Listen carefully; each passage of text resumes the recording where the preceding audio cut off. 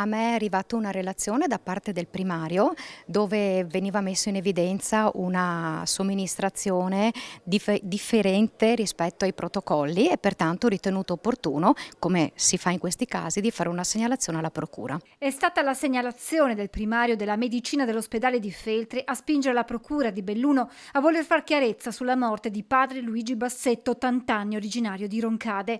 Il religioso lo scorso 5 giugno era stato ricoverato all'ospedale Santa Maria del Prato a causa di problemi cardiaci di cui soffriva da tempo.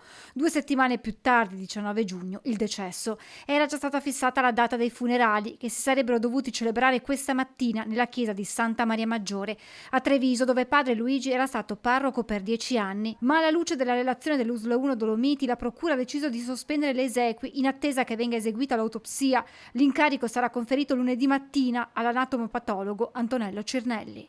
In questa segnalazione alla procura si parla di una dose di morfina 10 volte eccedente la quantità che sarebbe dovuta essere stata somministrata.